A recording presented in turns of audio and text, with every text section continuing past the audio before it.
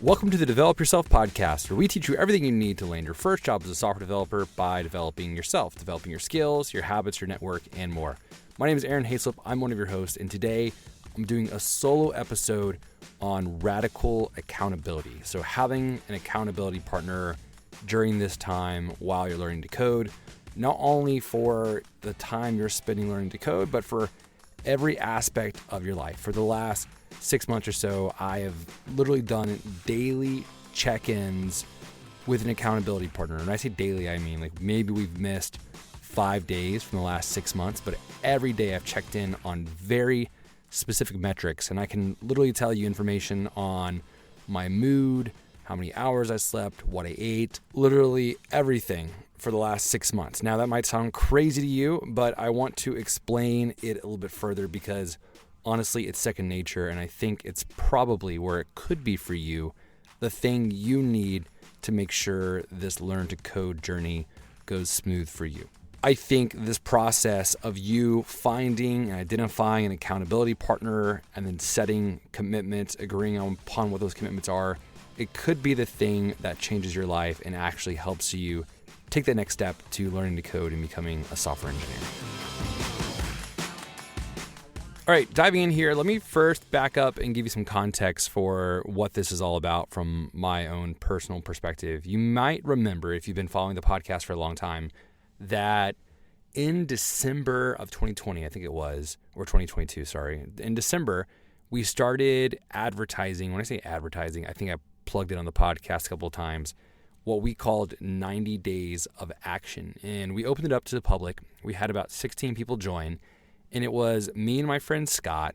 We had been getting together for the last year or so during 2022, talking about, hey, wouldn't it be cool if we sort of devoted our lives to together starting businesses? And, you know, that goal seemed audacious at the time, but we wanted to just put some together starting businesses or doing businesses together. I think we've been inspired by a couple other people that we had heard on podcasts talk about them starting holdcos, which is basically where you create a company that starts or buys other companies and you have a whole like portfolio of businesses. And the whole idea behind what we were talking about is, what's the life that we want? Let's work together and just slowly start building. It doesn't have to happen right now. It doesn't have to happen next year. It's like a 10-year plus goal. And we realize that unless we actually do something now, like most people, we would be prone to just talking and not doing anything. And that's where this idea of 90 Days of Action came into play. We started asking ourselves, okay, what's the first smallest step that we could take to basically creating this big business empire? And our thought was, well, let's just try starting some kind of business together, even, a small side hustle, and just see where it goes, like that process in itself. And I think we're both in a point where like we're busy. This isn't our main thing right now. Maybe eventually it could be. So we're going to have to get extra focus and extra discipline. And I think for us, this doesn't mean, and this is probably where, you come into play. This doesn't mean we take time away from our wives or kids or families, anything else that's going on. Scott has 4 small kids. He's married. I've got 3 kids, married. My wife this last year was working long hours as a teacher. I was trying to pick up as much stuff around the house as I could. So focus meant when we're working, we're engaged, like we're hyper-focused. And when we're not, we're hyper-focused on our family or any of the other things that are required of us in our life. And this is really where you're probably at too. If you're learning to code on the side or even doing a boot camp, whenever you're learning to code, you should be hyper-focused. You shouldn't be searching Twitter, Facebook, etc. And whenever you're not, you should really be disconnected and unplugged. Anyway, with the new year coming around, Scott and I decided to do what anyone should do whenever they're thinking about trying to achieve goals. And we had some, quote, strategic planning, right? So we wanted to first off get an idea like, hey, what's the big picture long-term goal? We'd already had that. And at that point, when you have a big picture long-term goal, and I think for you, it might be becoming a software engineer, or maybe it's becoming an entrepreneur, a technical co-founder. starting a tech startup, whatever the eventual goal is, unless you start actually doing something that's not actually a goal, it's just a dream. So Scott and I started talking about, okay, well, obviously we're not going to start a $100 million hold company right now. We first need to have a much smaller goal, and that's really where goal setting comes into play. We've talked about goal setting a lot on this podcast. So we said, okay, let's just start one company. Let's figure out what kind of business that is. And we don't even want to call it a company. Company sounds big. We just called it a small business. And we came up with an idea of what we wanted to start. And you've probably heard Peter and I talk about it before. It's called Freed Up. It's our virtual assistant company. And it was going to be a side gig. And our thought was, okay, all we need is our first 3 to 5 clients, right? And if we set that to be the goal, then we can work backwards from the 3 to 5 clients. And literally, we had no business. We didn't have anything at all. We just said, we want to start this kind of company. Here are some reasons why. I won't go into that right now. And then we said, well, what is the micro goal here?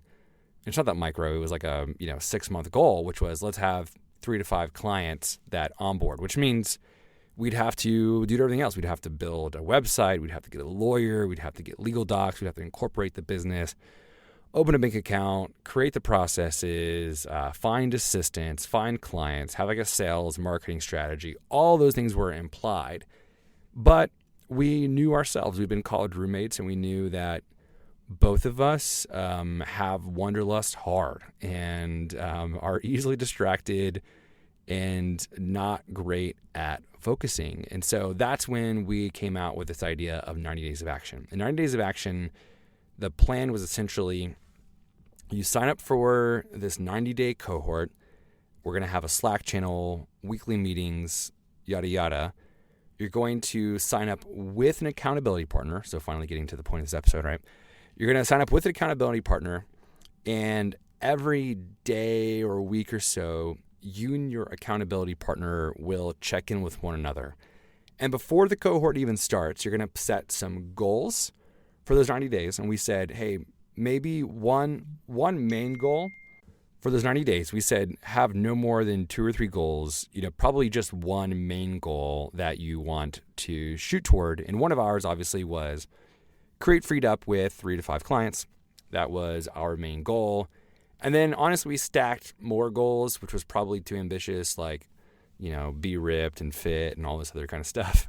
And then from there, we created some quick curriculum. And by the way, this was all primarily for ourselves, but we said, hey, if we brought some other people into this would really hold our feet to the fire, because it's easy for 2 people on their own to just quit something, but the accountability, definitely helps. So we brought in, I think we had, I can't even remember at this point, 15, 16 other people that were part of it, and we led it, which ended up being a commitment in and of itself just to, make 90 Days of Action. But we then said, okay, you've got your goals. Now what we need you to do is think about, what are the metrics you can track? What are the things that you can actually track for this? And, an easy example of this is, well, I'm going to use a different example other than fitness. There was a guy in the cohort who was president, CEO of a nonprofit, and he had some fundraising goals, right? And so his goals were, I need to raise, $100,000. I forget what it was. And obviously, there's only so much that he can affect for the raising of that money. He can reach out to people, try and set meetings, and he can make asks. But at the end of the day, he can't raise the money, right? He can't actually get the money. He needs to do all the stuff that he's responsible for in order to get the money, but he can't change the outcome. He can only change the inputs. And hopefully, if the inputs are effective, then the outcomes will be good. And so we created some language around this to say, okay, well, what then are your inputs? And I think at some point he said something like have X number of meetings a week. And we came back with some feedback and said, well, look, you can't necessarily determine, that's not an input, that's still an outcome, right? Because the input is reach out to X number of people a week or spend X number of hours reaching out to people a week, yada, yada. But whether those people respond, whether they set up meetings, that's part of the outcome. Those are smaller outcomes that bubble up into the big outcome, which is more money raised. But we wanted to narrow everything down so simply to this part of saying, day in and day out, what are the boring commitments that you are contractually committed to, that you're going to do this thing no matter what? And then every week or so, we can look at the inputs, like the commitments that you've been committing to. And we can ask, have you actually done them, right? That's the first step. So if you haven't, then what's wrong with you, right? Try again. And that was a lot of us, right? We were like trying to do these things that we couldn't maintain. And there's a lot of reasons for that. Maybe your commitment was too audacious or too big. It's like someone who's trying to get fit but's never gone to the gym before. The first goal shouldn't be to spend an hour at the gym every day. It should be go to the gym once a week or something smaller, right? So that was definitely something that we saw. But beyond that, it's like, let's say we assume that you hold your commitments, and we can record that. And we did. We used like a little scorecard and spreadsheets to track that.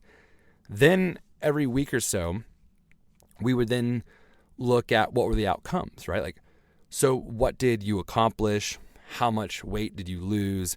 How much money did you raise? Whatever your goal was, there were obviously some metrics around that goal that you could track on a weekly basis. And this answered the question of, was this effective, right?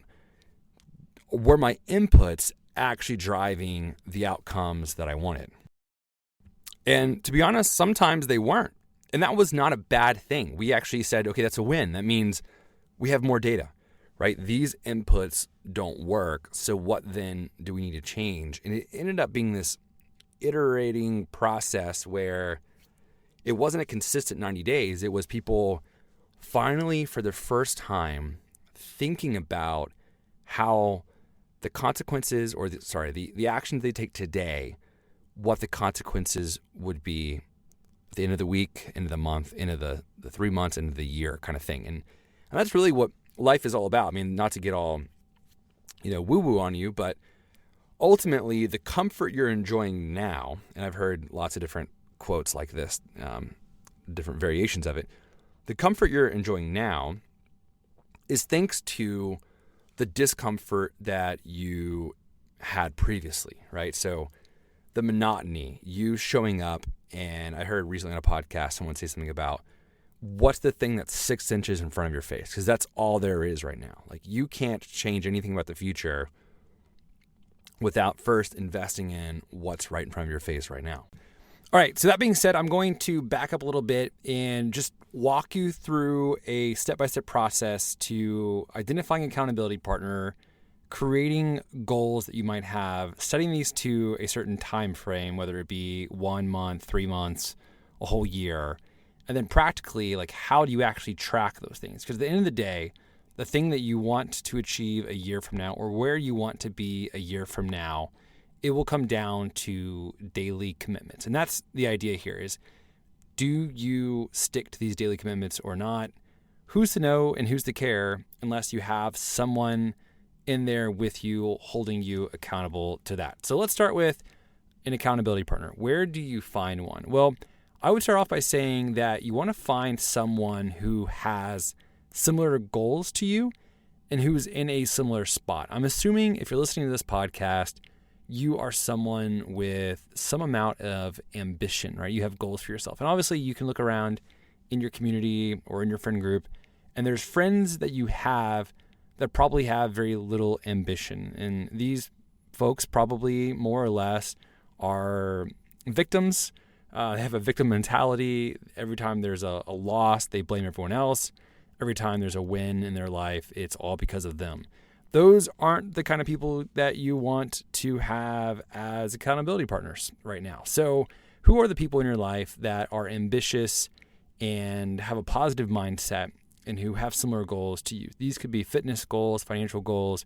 Probably, if you're listening to this podcast, it's someone else who wants to learn to code and become a software engineer. So if you're in a boot camp, maybe it's a fellow student you met, or if you're considering a boot camp, consider doing one with a friend. And this friend should be your accountability partner. In fact, I would urge you, after listening to this podcast, approach one or two of these people and ask them to commit to doing this. And what is this? Well, this is what I'm outlining right now. Okay, assuming you've identified a person or two, heck, even make a little group of people if you wish, kind of like Scott and I did. Now you're going to want to identify your goals. And let's take one that's relatively straightforward, or let's take a couple. Let's say one of them is to land your first job as a software engineer. And we're going to assume here that you've already gone through boot camp. You know the things you need to know to become a software engineer or to be one. You just need to find that job. So that could be one. Another one could be some sort of fitness goal, right? This was one of mine. And by the way, I probably don't advise, if you don't have much fitness, right? If you're starting from zero, I probably wouldn't do both of these at the same time because it's just going to be too overwhelming, because both of these are pretty life-changing goals. But instead, pick the thing you most want to focus on. And by the way, one of the things that we discovered also during the 90 Days of Action, a bunch of people setting goals and hold each other accountable, was that depending on where you're at in the other areas of your life, it may or may not be the right time to go hard in other certain areas. That doesn't make sense. Let me explain. So think about your life in these three categories: health, wealth, and relationships. Every day or every given month or season, you're contributing to these three areas of your life in some way. You're either growing your income, or you're not, it's staying the same, or it's decreasing, or you're at risk of a job loss. You're either eating healthy or eating poorly and terribly and not working out. You're either calling your mom or you're not, whatever the relationship category looks like for you. And you want to think about these three areas and identify, like, what is a baseline that you want to be at in each of these areas. Because if one of those areas is falling apart, it's going to be pretty hard for you to go hard in another area of your life. And when I say baseline, I think to myself, okay, if I didn't do anything radically different about this thing over the next 3 months, 6 months, or a year, would it not only be okay, but it'd be pretty good, right? So for example, if you have a steady job, steady income, and you've got, 3 to 6 months in your emergency fund, I'd say your wealth category, depending on what your goals are and who you are, is probably at baseline. Like, you're probably pretty good. You don't need to think about your budget. You don't need to think about your finances any more than you're already doing. If you just did what you've been doing, you'd be fine, right? And so you kind of want to be at baseline in these other areas before you go hard on one of them, because otherwise things are going to fall apart. So if you're incredibly unhealthy, now is not the time necessarily to make a massive goal on learning to code. You should first think about going for walks and cleaning up your diet and those kind of things, if that makes sense. So anyways, think about where you're at in those contexts. So let's say in this example that our goal is to get a job as a software engineer. We just graduated from a code school, right? So what we're starting with here is the goal, or another way to say this is the outcome, right? So there is an outcome that we want, which is to land a job as a software engineer. Great. The next thing we want to do with that goal is to time bound it. Now, the way that Scott and I normally work with our accountability is we kind of break things up into quarters of the year. So about every 90 days. And we say to ourselves, okay, hey, let's hit reset for these months. And actually for this year, the way we've done it is we started sort of mid-January to mid-April. We went May through July. We're going to go August through October. And then November and December is going to be this really weird 2-month quarter. And then we're going to start over probably January to March again in 2024. So I would advise find 3 months and get with a friend and say, okay, hey, let's set goals. And do this a few weeks ahead of time before the 3 months start and really think through what these goals are. Let's set goals for the next 3 months. And then for those 3 months, we're going to go hard on it. So your goal might then end up being, I want to land a job as a software engineer within 3 months. So let's say I'm going to start in August. So August, September, October. I have until October 31st to land a job as a software engineer. That's the outcome you're shooting for. So now that you have the outcome, and again, you can do this for several different things. Maybe you want to get to 12% body fat. There's other goals you could have during this 90-day season as well. Think through what inputs do you need to stick to? What commitments do you need to have in order to get to that job by the end of the 90 days? And again, you don't have to be completely accurate on these commitments. Maybe you don't exactly know what's effective until you start, right? And this is why, by the way, I always like using like weight loss as an example here, because if you say, hey, I want to lose 20 pounds, you say, great, I'm going to start by eating, 3,000 calories a day. You can start measuring that, and then those measurements will tell you whether or not your commitments are actually giving you the outcome that you want. So with the job thing, maybe you have a commitment to say, hey, I am going to reach out to 5 people a week. Maybe you have some other like objective type commitments, like, hey, I'm going to rebuild my resume. I would think about, with the accountability piece, it's easier to think about like, what are the long-term commitments day in and day out, week in and week out, that I can commit to, and then track those and really have my accountability partner hold me accountable to whether or not I'm doing those things. So maybe it's reaching out to 5 people a week. Maybe it's coding. You want to have 20 Git commits a week on a project, and really outline what you think those things are that will get you toward your goal or not. So again, you and your accountability partner both do that for yourselves individually, decide how many goals you want, and then underneath each of those goals, what are your daily commitments that you're making? And have this discussion with your partner and help each other out and review each other's goals and make sure that those goals or those inputs, those commitments, will actually produce those outcomes. All right. From there, what I like to set up is some method for daily accountability and then some method for a weekly check-in. Now, here's how Scott and I have done this. And again, we're doing this every single quarter. I mean, we have actually so far this year, and we're doing it every week, every day. Now, we've taken a couple of breaks here and there between quarters just to give us some breathing room and to assess, what we want to change, whether or not it's going well or not. But we're doing this all the time. So one thing I would say is think through like the theme of this quarter, or this season of life. And I say season of life, you've probably heard that term before. When I think about a season of life, I think about a season where it's either measured in months, maybe even years. And I want to think about like, what's the aura, or as a woo-woo word also, what's the environment of this season? Am I trying to earn a bunch of money? Am I optimizing to get my income up? Am I optimizing for my health? I'd say right now I'm coming out of a season where I've been grinding hard. Like I've been running more than one business, multiple streams of income, and I'm exhausted. So this next season that I'm going into, which is going to start in August, September, October, is about doing things really well, focusing my energy, and really about inner peace. Again, that sounds woo. I'm not really a woo guy, but I just want to be present with my kids and my family. I want to have time with my wife. So my goals are going to look a lot different. And if your goal in this season is to get a job as a software engineer, for example, like pretty much everything has to revolve around that. So think about that too when you're planning out your goals, is like, what is like the theme or the emotion of the season? Okay, back to figuring out practically how to track these things daily or weekly.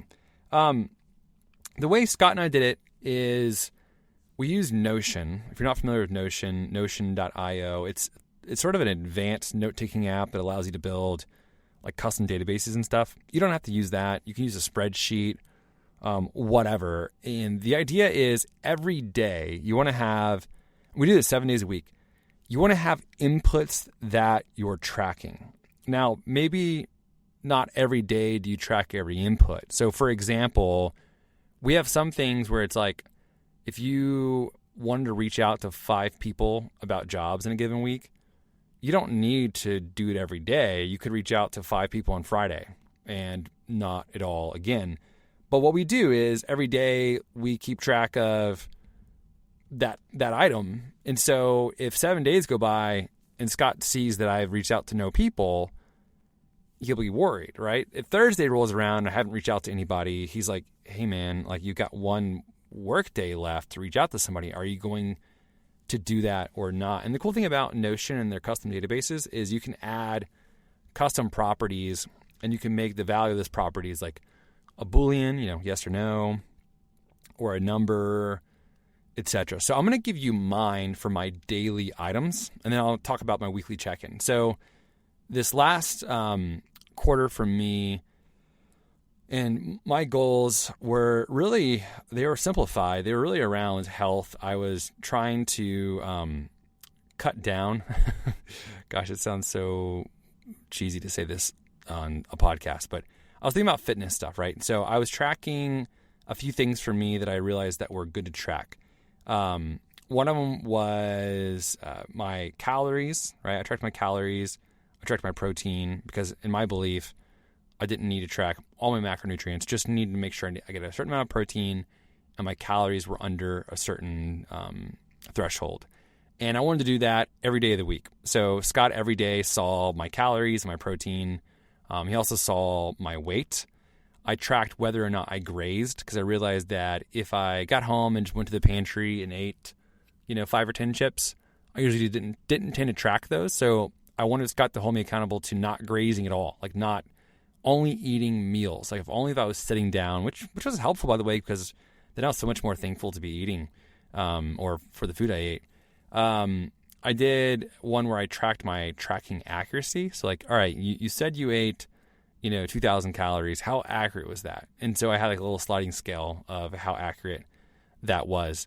I also tracked whether or not I lifted. So I wanted it to be weightlifting 4 days a week, and I tracked that. I also tracked a few other things. Did I avoid social media in my office? So if I'm at work, I don't want to be scrolling on social media.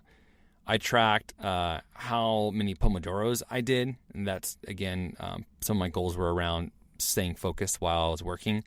And I tracked my morning routine. So I wanted to have a morning routine, and I had Scott hold me accountable to actually sticking with that. And then also the yelling at my kids things that I talked about earlier, which isn't funny, but sounds ridiculous when I say it out loud to all the listeners of a podcast. So these were the things that I was tracking on a daily basis. And then in Notion, I had all of these days, like these 7 days, roll up so I could get a weekly average for average number of calories, average protein, average weight, etc. And I more or less had goals around like that week, what I wanted, right? And those are some of the things that Scott and I talked about. I was like, hey, in a given week, how many times do you want to yell at your kids? I was like, well, the goal is 0. Yeah. How many Pomodoros do you want in a given week? And all of those rolled up into this weekly sort of metric. And so what Scott and I would do is we had a Slack channel, by the way. Every day we'd input all of our numbers from the day before. And in the mornings, we would post in this Slack channel that's just him and I. It's called Accountability Feed. And we would get a screenshot of that day. Oh yeah, one more thing that we tracked was mindset on a scale of 1 to 5. Like, how good are you feeling? That was incredible, to be honest, or it has been, because without even having to talk to Scott, I can just see how he's doing. And it might prompt me to reach out to him if I see that, man, he ate, 8,000 calories and his mindset's a 1, then I know that Scott's not doing well. I need to give him a call or something. But even without talking, we were able to check on each other.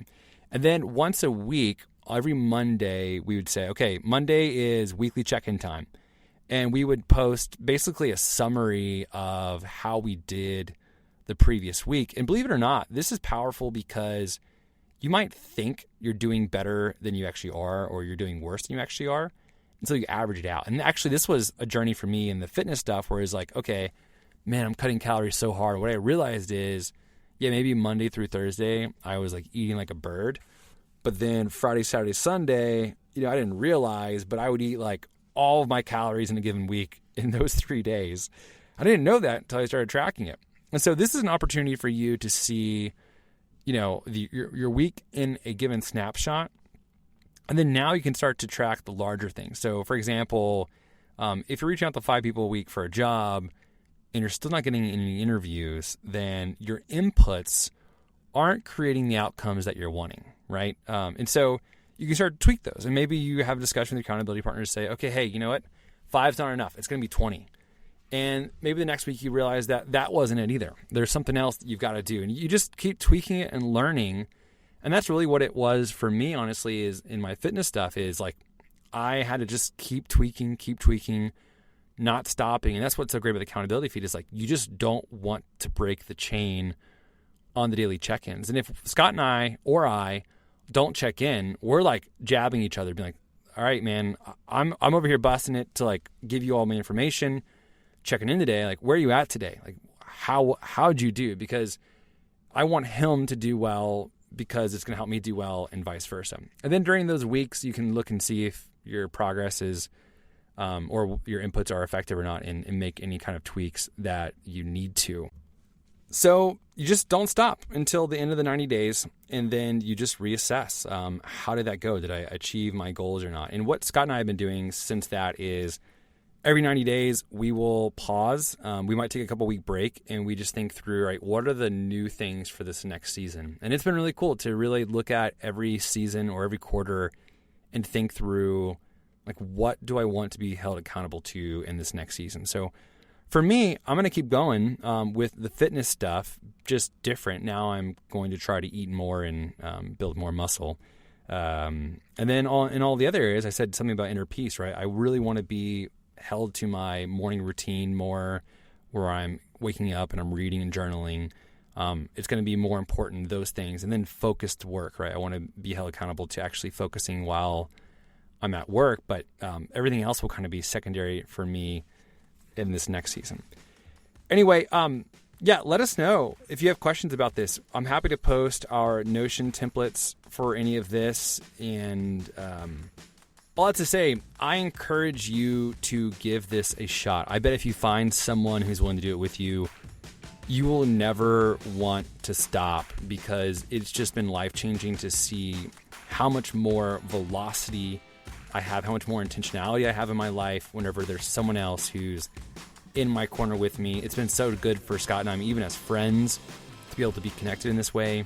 And there's just nothing like it to have an accountability partner. So in this season, I think for you learning to code, there could be no better investment. And I think over time, as you continue to do this kind of accountability with a friend, you will evolve. You will start setting more goals. You'll get better at it. Your bar will be raised, and I think your life will be changed because of it. So please let me know if you do this. Send me an email. I'm happy to share my Notion templates with anyone who wants them. I would post them up publicly, but to be honest, they're sort of sensitive because it has every piece of information about my life in it. But I could probably put it into a template. So email me if you want it. I'll send it to you, aaron@parsity.io. That does it for today's episode. Have a good rest of your week.